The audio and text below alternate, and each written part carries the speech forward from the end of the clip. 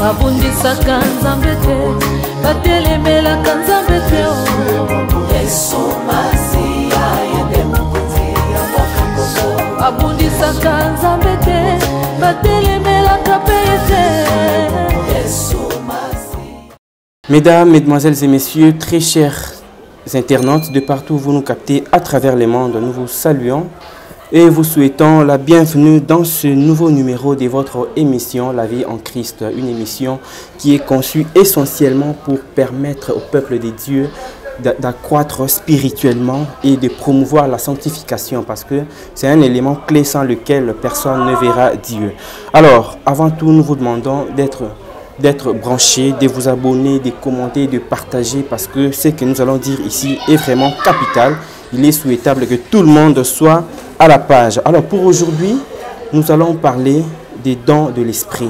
Pour certains, ou soit si vous voulez, nous parlerons de dons spirituels. Voilà, ça dépendra du concept qui vous plaira. Pour cela, je reçois le prophète Jean-Smith Masinda.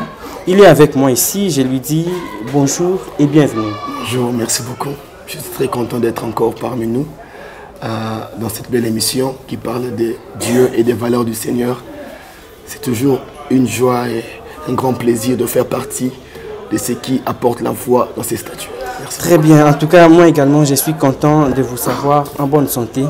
Voilà, je vais signaler que cette émission portera essentiellement sur la prédication. Donc, je vais vous laisser suivre les enseignements du prophète qui est l'invité de ce numéro. C'est avec lui que nous allons avoir quand même des éclairages par rapport à cette thématique. Mais avant tout, prophète, j'aimerais que nous puissions commencer avec une brève prière pour entrer directement dans le vif du sujet. D'accord. Père, nous te rendons grâce pour ces moments. Toi qui es le maître des temps et des circonstances, et tu as choisi ces moments pour te glorifier. Nous le recommandons entre tes mains en te priant de régner parmi nous par ton esprit et de rendre gloire en ton nom par ton esprit. Nous recommandons chaque seconde que nous allons parler par le média en ces lieux. Saint-Esprit, viens régner parmi nous et viens amplifier notre voix au-delà des médias, afin que tous ceux qui entendront les paroles qui sortiront de ces moments d'émission ne manquent pas d'être bénis et que leur vie ne manque pas d'être changée. Nous nous recommandons aussi entre tes mains, nous qui sommes de simples serviteurs, mets tes paroles dans nos bouches et laisse-nous le proclamer pour la gloire de ton nom. Au nom de Jésus-Christ, nous avons ainsi prié. Amen. Amen. Merci beaucoup pour cette brève prière qui nous permet d'entrer directement dans le méandre du sujet. Mesdames, Mesdemoiselles et Messieurs, très chers internautes, je vous laisse suivre la prédication, les enseignements du prophète Jean-Smith Masinda. Comme ça, à la fin, nous pourrons poser peut-être 2 ou 3 questions qui permettront à ce que nous soyons tous fixés. Alors, prophète, je vous laisse 20 minutes, 25 minutes, ça dépendra de la façon dont l'Esprit va vous inspirer pour prêcher les peuples de Dieu qui vous suit en ce moment. Vous avez la parole. Gloire à Dieu. Shalom peuple de Dieu. Comme on vient de le dire, je suis le prophète Jean-Smith Masinda et j'ai un message pour vous. En cet avant-midi, j'ai un message puissant pour augmenter votre foi et nourrir votre esprit de la parole de Dieu. Parce que la Bible dit, l'homme ne vivra pas que de pain seulement, mais de toute parole qui sort de la bouche de Dieu. Ça veut dire, de la même manière que le corps se nourrit des nourritures, des aliments que nous connaissons, l'esprit aussi connaît la faim. L'esprit aussi a besoin de manger de la nourriture de sa nature afin de grandir. Quelque part, la Bible dit que Dieu souhaite que nous grandissions en esprit comme grandit l'état de notre âme. Ça veut dire que l'esprit peut grandir, l'esprit peut se lever. L'esprit peut s'améliorer, l'esprit peut s'ouvrir, l'esprit peut se lever. Tu peux avoir un petit esprit et affronter des petits démons. Tu peux aussi avoir un grand esprit et affronter des grands démons. Parce que l'esprit peut commencer petit, mais peut grandir. Et alors on grandit en esprit par ces genres de moments où on partage la parole de Dieu, où on reçoit du Seigneur. Cela augmente notre croissance spirituelle et nous fait avancer.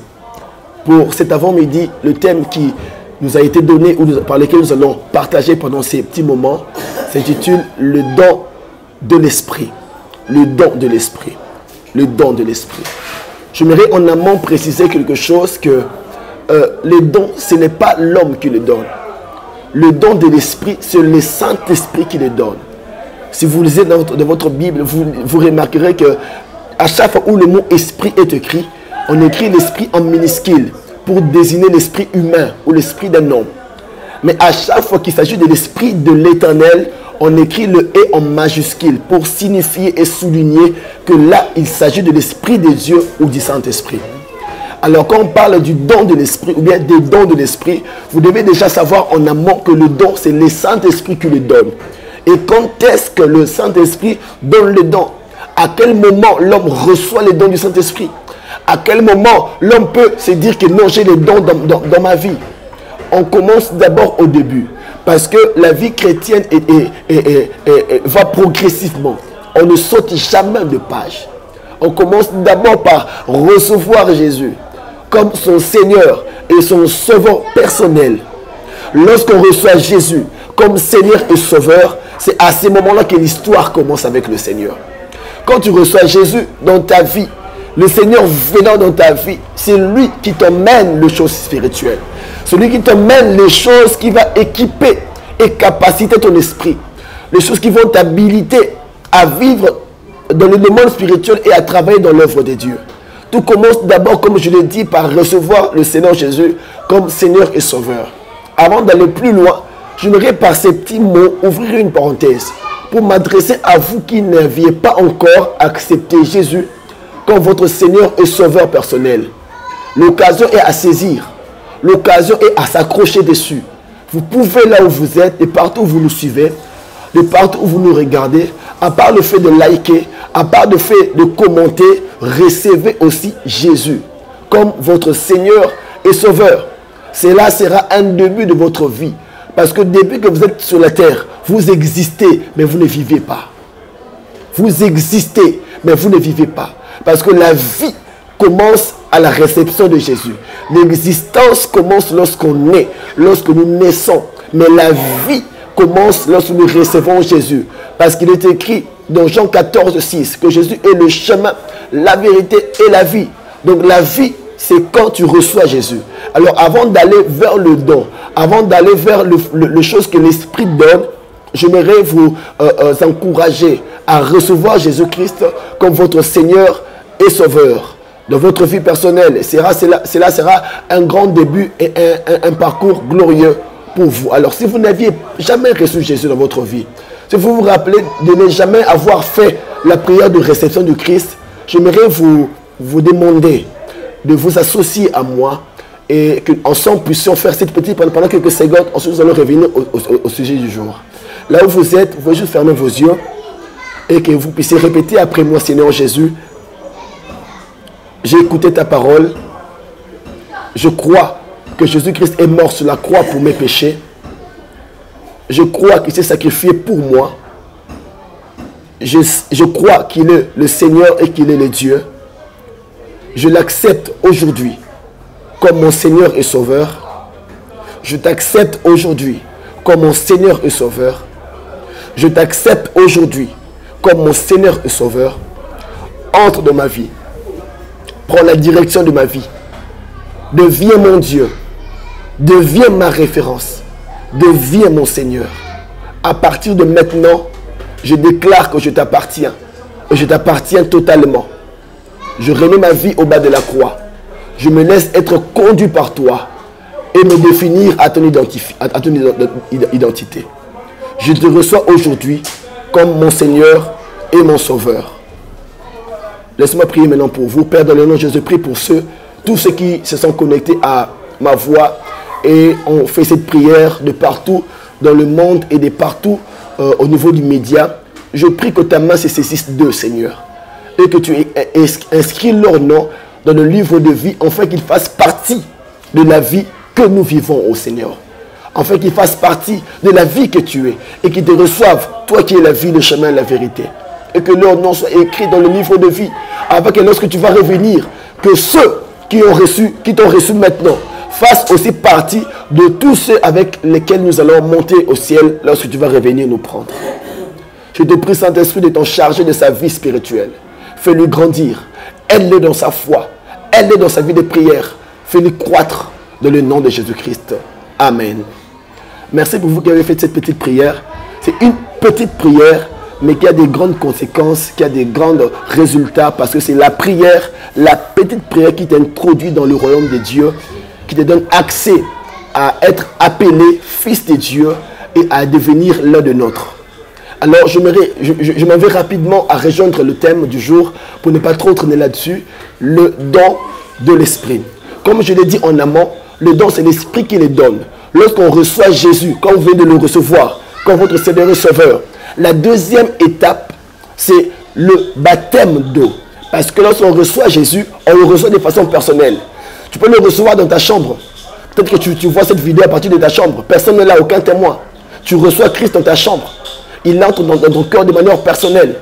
Mais il faut que le baptême d'eau intervienne pour que de façon publique, le monde voie que tu as reçu Jésus. Parce que le baptême, en définition, est un témoignage visible de la réception du Christ invisible. Quand tu reçois Jésus, il faut que le monde le voie. Il faut que le monde voie que tu as quitté le monde, tu es allé vers Dieu. Tu as quitté les ténèbres pour aller vers la lumière. Et ça se fait par le baptême. Quand tu te fais baptiser d'eau, tu es dans la bonne voie. La Bible dit, si tu n'es baptisé ni d'eau, ni d'esprit, tu ne verras la gloire de Dieu. Donc le baptême d'eau fait partie des critères pour voir la gloire de Dieu. Je me reprends et je me répète, tu commences par recevoir Jésus comme Seigneur et Sauveur. Après, tu te fais baptiser d'eau comme témoignage visible de la réception du Christ. Et en troisième lieu, maintenant, ce n'est pas toi ou ce n'est pas vous, c'est maintenant le Saint-Esprit qui viendra vous baptiser de lui. Jésus-Christ a dit, lorsque l'Esprit viendra, il vous baptisera du feu. Quand vous recevez Jésus, vous vous faites baptiser d'eau. Là, c'est vous qui le faites. Mais la troisième part, ce n'est pas vous qui le faites. C'est Dieu qui le fait par son esprit. Il vous baptise du Saint-Esprit. Il vous baptise du feu. Et lorsque vous êtes baptisé du feu, c'est en ces moments que le baptême du feu emmène les dons de l'esprit. Alléluia. Le baptême de l'esprit, le baptême du feu amène les dons de l'esprit. Elle n'amène pas que, il n'amène pas que le don, il amène aussi les fruits de l'esprit. Mais puisque là nous parlons plus de dons, alors je j'aimerais m'atteler plus par le don. Quand vous êtes baptisé du Saint-Esprit, vous recevez le don de l'esprit. Le don de la prophétie, le don de parler en langue. C'est parmi d'ailleurs le don qui se révèle en premier lieu lorsqu'on reçoit l'esprit. Généralement et très souvent, c'est le parler en langue et le don de la prophétie qui vient en emphase, qui vient devant s'exprimer pour témoigner que tu as réellement été baptisé de l'esprit. Et à part le don de la prophétie, le don de parler en langue, il y a encore d'autres dons qui viennent par l'esprit que tu reçois lorsque tu es baptisé du Saint-Esprit. Alors, qu'est-ce qu'un don en fait? Un don, c'est quoi? Parce que vous devez vous poser la question à la maison. Hein. Le don, en fait, c'est quoi? Et à quoi servira un don? À quoi me sert un don? Un don, c'est une habilité. C'est une capacité que Dieu te donne pour l'usage de l'œuvre. Une capacité, une potentialité, une habilité que Dieu te donne pour faire avancer son œuvre. C'est la raison pour laquelle il y a diversité de dons. Il y a diversité de dons pour que tous soient utiles dans le corps du Christ. Tu peux avoir le don de la prophétie, mais tu manqueras par exemple le don de l'interprétation de langue. Il faut qu'une autre personne ait le don de l'interprétation de langue pour qu'il soit aussi important dans l'œuvre de Dieu. Donc le don de l'esprit, on le reçoit lorsqu'on est baptisé du Saint-Esprit. Et il le donne comme bon lui semble. Ce n'est pas nous qui choisissons que le Seigneur, en me baptisant, donne-moi le don de la prophétie. Non, c'est Dieu qui nous donne le don par rapport à la mission qu'il t'a donnée. Par rapport à l'œuvre, par rapport à ta particularité, par rapport à la pierre que tu vas apporter dans l'œuvre. C'est dans cet aspect-là que tu donneras un don compatible à ce que tu dois faire comme travail. Un don compatible au vide qu'il y a dans le corps du Christ. Ou, je me corrige, un vide qu'il y a dans l'église. Gloire à Dieu. Donc le don est une habilité, est une capacité que Dieu te donne pour l'usage du ministère. Ça aide à avancer l'œuvre de Dieu. Ça aide à progresser dans la vie de l'église. Parce que le don sert à rendre facile les choses qui étaient difficiles. Tu peux être là, tu manques d'orientation. tu manques où peut-être mettre ton investissement financier. Mais lorsque tu as le don de la révélation, tu peux être révélé de là où il faut investir et là où il ne faut pas investir. Vous voyez que le don est important à l'usage personnel et à usage ecclésiastique.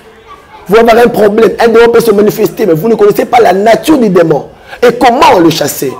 L'esprit de la révélation ou le don de la révélation peut venir et te révéler comment procéder.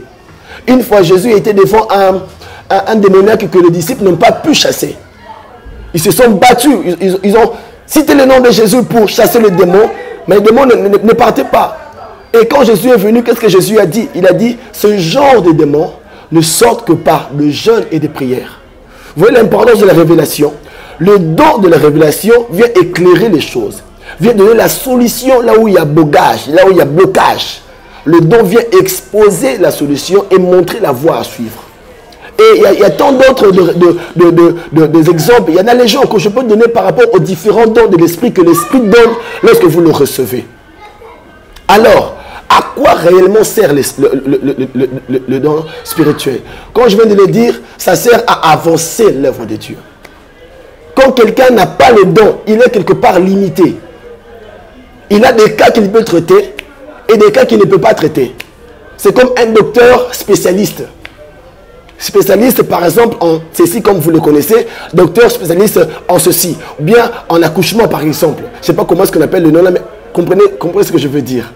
Et si le docteur est spécialiste, par exemple si un docteur est spécialiste en un domaine, il est mûr tellement dans ça que si vous lui mettez dans un autre domaine, il peut s'efforcer, mais il ne peut pas se retrouver pleinement parce que ce n'est pas ce domaine à lui. C'est comme le don spirituel. Si vous avez reçu un don de la prophétie, vous êtes comme spécialiste en cela. Vous êtes souple dans ça. Vous êtes révélé facilement par cela. Donc, et vous êtes utile à l'église pour ça. Il peut y avoir un problème et ça demande qu'il y ait une révélation. Et votre don de la prophétie intervient. Ça donne une prophétie avec précision qui décompte le problème et enlève la difficulté. Donc, c'est ça le rôle et l'importance des dons. Mais il y a une chose que j'aimerais préciser. Il ne faut pas seulement aimer le don de l'esprit, mais il faut aimer le donneur du don de l'esprit. Parce que quand vous aimez le don plus que le donneur, c'est comme si vous devenez quelque part matériel. Vous pouvez recevoir le don, mais attachez-vous au donneur. Parce que le Saint-Esprit est plus important que le don qu'il donne. Parce que le Saint-Esprit est Dieu. Et le don est une chose. Le don est une chose. Le don n'est pas plus grand que le Saint-Esprit lui-même. Donc vous devez connaître cela. Aimer plus le Saint-Esprit que le don. Aimer le don, c'est comme s'attacher à la main. Et aimer l'esprit, c'est comme s'attacher au cœur. Quand vous vous attachez aux mains, vous pouvez recevoir une chose sans le cœur de la personne. Mais si vous vous attachez au cœur, vous recevez et le cœur et la main de la personne. C'est comme ça le don et l'esprit. Donc nous parlons de don. Nous aimons le don. Nous voulons avoir le don. Nous voulons travailler, vivre dans le don, exercer le ministère dans le don spirituel pour démontrer la puissance de Dieu, démontrer la gloire de Dieu, démontrer l'omniscience, l'omniprésence, l'omnipotence de Dieu. Mais n'oubliez pas la place importante du Saint-Esprit. C'est lui qui donne le don. Aimons-le plus que le don que nous recevons de lui. Aimons-le plus que les grâces que nous recevons de lui. Parce qu'il est une personne. Il peut être attristé. Il peut être offensé. Il peut être en colère. Il est une personne. Aimons le Saint-Esprit au-delà du don qu'il peut donner. Là, c'est un conseil. Alors que je suis en prédication, je vous prêche cela. Vous aimez les dons, oui. Mais abaissez un peu l'amour que vous attribuez aux dons et augmentez l'amour que vous donnez à Dieu. Parce qu'avoir le don n'est pas la finalité. Avoir le don n'est pas la finalité. C'est une dimension parmi tant d'autres dimensions. Par exemple, tu peux avoir le don de l'esprit. Mais tu n'es pas plus grand que celui qui opère au nom du don par le ministère. Je m'explique. Tu peux avoir le don de la prophétie. Mais tu es enfant par rapport à celui qui a le ministère de la prophétie. Ou bien, c'est différent avoir le don de la prophétie, marcher par le don de la prophétie et marcher dans le ministère prophétique. Celui qui opère par le don, opère à temps partiel. Il opère quand le ciel fait appel à lui. il appelle il opère quand le ciel a besoin de son intervention par rapport à un problème. Ok? Mais lorsque vous opérez dans la dimension du ministère, là c'est votre vie qui devient une prophétie. Là vous n'opérez pas à temps partiel, mais à temps plein. Dieu peut vous utiliser même au sommeil, il peut vous utiliser même quand vous n'êtes pas opérationnel. Dieu se sert de vous parce que vous êtes un ministre en temps plein. Alléluia. Donc avoir le don, c'est une bonne chose, mais c'est une dimension. Vous devez la voir, vous devez le dépasser. Et quand on reçoit un don, le don grandit aussi. Vu qu'on parle de don, permettez-moi de m'atteler vraiment sur le don pour que vous puissiez comprendre de quoi il s'agit quand on parle de don. Le don grandit. Remarquez par exemple lorsque vous voyez quelqu'un être baptisé du Saint-Esprit. Comme je l'ai dit en amont, parmi les dons qui se manifestent très souvent, c'est les parler en langue. Et quand la personne parle en langue, tu vois les il commence nouvellement à parler en langue. Mais laissez à cette personne le temps avec le Saint-Esprit. Tu verras que plus il vit dans le Seigneur, plus il craint Dieu, plus il prie, le don qu'il a reçu grandit. Tu verras que les vocabulaires vont se multiplier dans sa prière en langue. Il a commencé par les mais vous verrez qu'il commence à parler il a parlé en langue avec éloquence parce que son esprit a grandi et le don qu'il a reçu a aussi grandi. Aspirer au don le meilleur. J'aime tellement ce passage. J'aime tellement ce passage où la Bible dit aspirer au don le meilleur et ça marque au don de la prophétie. Et je vous conseille aussi, comme Paul l'a conseillé, je vous le conseille, aspirer au don le meilleur, au don de la prophétie. Parce que c'est parmi les dons qui révèlent les choses que l'homme n'a pas dit. C'est parmi les dons qui révèlent les choses que l'homme n'a pas eu le temps d'exprimer. Mais par le don de la prophétie, tu peux voir à l'intérieur et dire ce que l'homme n'a pas pu dire. Le don de la prophétie. Un don important dans le corps du Christ. Un don qui vient décompter beaucoup de problèmes et qui vient enlever beaucoup de doutes. Le don de la prophétie. Et aussi le don de puissance. Le don qui vient pour montrer la puissance de Dieu. Vu qu'on parle de dons et qu'on ne parle pas seulement du don de la prophétie, alors permettez-moi aussi d'aller vers d'autres dons comme le don de guérison. Comme le don de guérison. Un don qui vient pour manifester la puissance de Dieu. Pour manifester la gloire de Dieu. Et j'aimerais à partir de ce moment de don de puissance, prier pour quelqu'un qui est malade à l'autre bout du média. Vous êtes malade et vous nous suivez. Vous êtes malade et vous êtes chrétien. Vous êtes malade et vous croyez en Jésus. Vous croyez à la puissance du Saint-Esprit. J'aimerais par ces petits moments profiter avec la permission bien sûr de mon frère qui est à côté. Prier pour que la puissance de Dieu qui peut traverser le média, traverse le média et te touche. Car la Bible déclare que la main de l'Éternel n'est pas courte pour s'étendre vers là où tu es. Et ses oreilles n'est pas trop profonde pour t'écouter. Je prie au nom de Jésus que la main de Dieu s'étende là où tu es. Et que Dieu te touche là où tu es. Et touche exactement la maladie auquel tu souffres. Peu importe le nom, ce n'est pas important de voir la puissance de Dieu. Peu importe la durée de la maladie, ce n'est pas important de voir la puissance de Dieu. Peu importe la nature de la maladie, cela n'est pas important de voir la puissance de Dieu. Je déclare que peu importe la maladie dont tu souffres, que tu reçois la charge qui est la puissance du Saint-Esprit. Et que la puissance de l'Esprit se saisisse de toi. Que tu sois guéri de là où tu es. Que tu sois guéri de là où tu es. Que la puissance de Dieu passe de ta tête à tes pieds. C'est qui dans ton sang et dans ton esprit. Et localise la maladie qui te dérange et que tu en sois guéri au nom de Jésus-Christ. Guéri au nom de Jésus-Christ. Guéri au nom de Jésus-Christ. Expérimentez et vivez la guérison. Si possible, touchez là où vous étiez malade, vous allez sentir que l'Esprit de Dieu n'a pas besoin de long moment pour vous toucher. La guérison n'a pas besoin de complications. Si tu es guéri, tu es guéri. Si tu ne l'es pas, tu ne l'es pas. Mais je crois que de là où tu es, partant de ta foi, parce que l'on est guéri par la grandeur de sa propre foi, tu es guéri là où tu es. Car la puissance de Dieu t'a localisé et ta foi t'a guéri. Au nom de Jésus-Christ. Alors partant de dons, il y a encore plusieurs dons, à part le don de la prophétie, à part le don du parler en langue, à part le don de la puissance, et encore plus au don, vous allez le voir dans 2 Corinthiens 14 et 2 Corinthiens 12. Là, on parle de don de l'esprit. J'aimerais qu'on puisse le lire, parce que depuis qu'on a commencé, on n'a pas touché la parole de façon claire. Alors, j'aimerais qu'on aille rapidement dans 2 Corinthiens. Prenez votre mal en patience. J'aimerais souligner en patience que ce sont des émissions à suivre qui augmentent votre foi, qui vous passez votre temps, vos gigas à suivre de matchs, de catch. C'est bien, c'est pas mauvais.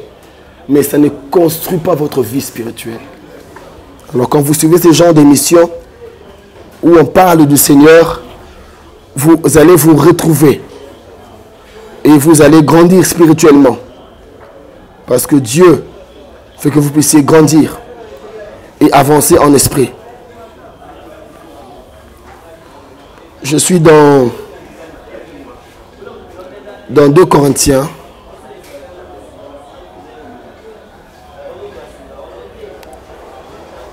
Dans 2 Corinthiens 12. Permettez-moi de retrouver le verset.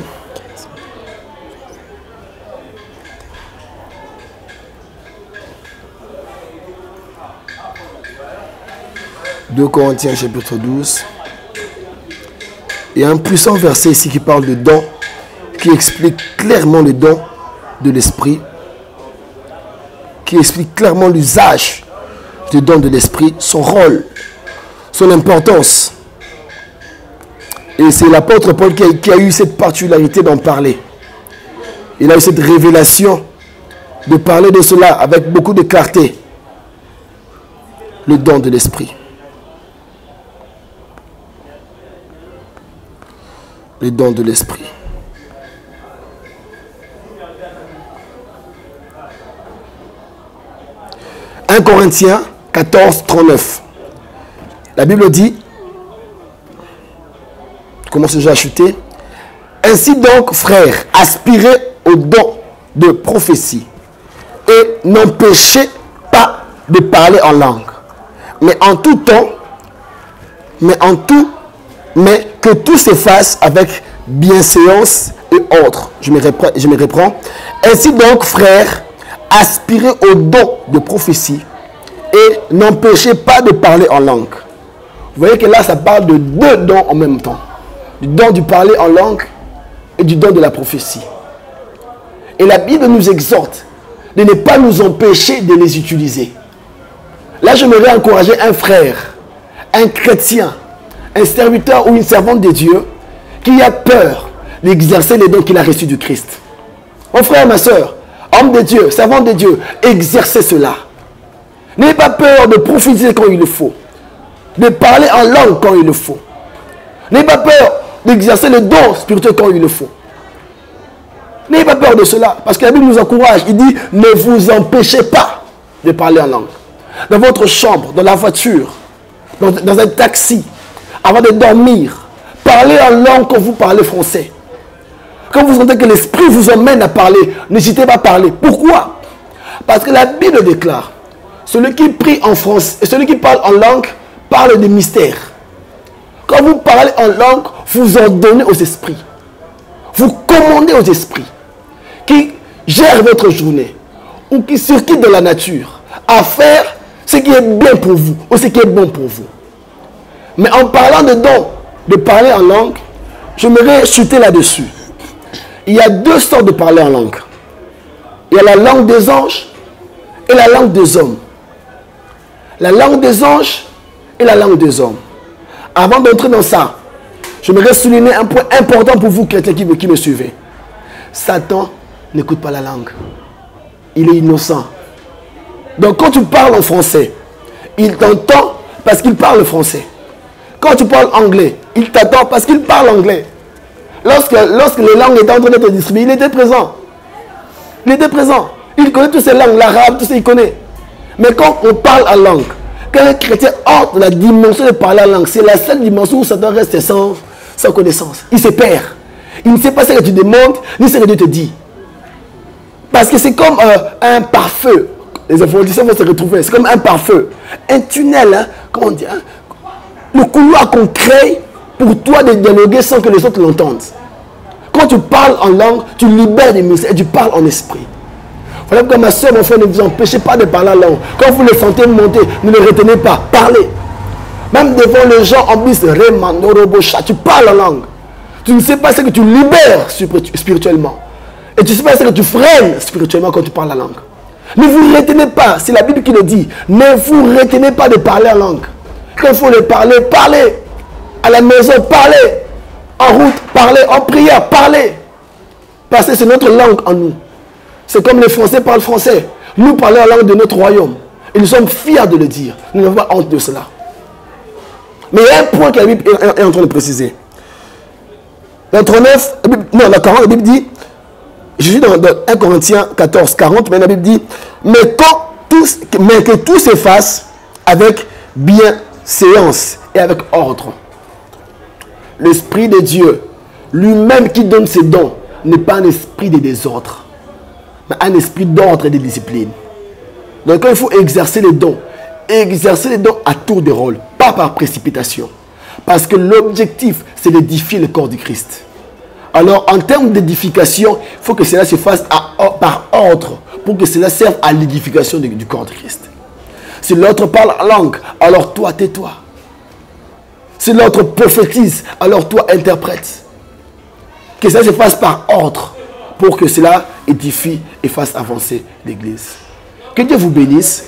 Et je pense que ce petit moment d'exhortation, de prédication a servi à votre édification. Le don de l'esprit. Un point très important. Suivez l'émission, likez, commentez. Je ne sais pas si on fait suivre aussi, mais faites-le si on le fait, pour que une grande partie des gens puissent bénéficier de la grâce qui a été libérée ce soir et puissent comprendre les choses qui tournent autour du don de l'esprit. Que Dieu vous bénisse.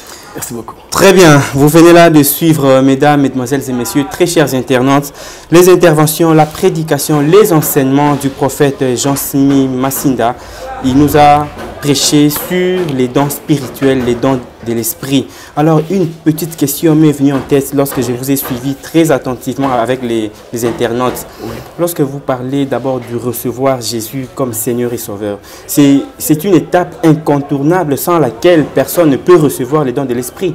Exactement. Donc, il faut commencer d'abord par recevoir Jésus. Indispensable. Je ne sais même pas quel mot prendre pour quantifier l'importance. C'est la clé, en fait. Okay. C'est la clé. Sans cela, personne ne verra Dieu. Très bien. En tout cas, il faut commencer d'abord par recevoir Jésus comme Seigneur et Sauveur. Alors, j'aimerais que vous donniez votre numéro de téléphone et puis l'adresse de votre église. Parce que certainement, il y a des gens qui aimeront vous rencontrer, soit partager avec vous, vous passez votre contact. Nous sommes sur Bosengue 26, Kimbangu, commune de Kalamo. L'église s'appelle même Mission évangélique au monde. Et nous sommes à Kimbangu, comme je viens de le dire, sur l'avenue Bosengue numéro 26. C'est non loin du marché Mariano. Donc si vous êtes déjà sur Mariano, vous vous renseignez sur Bosengue. C'est à 2 pas de là. Et numéro 26, vous arrivez directement à la porte de l'église. Et mon numéro, c'est le 89 61 34 561. Je me répète, 089 61 34 561. C'est aussi un numéro WhatsApp. Vous pouvez m'écrire. Je réponds moi-même à mes messages. Merci beaucoup, prophète Jean-Simi. Le plaisir est pour moi. Mesdames et messieurs, cette émission touche complètement à sa fin. Merci à vous de l'avoir suivi. Portez-vous bien. Au revoir. Ciao.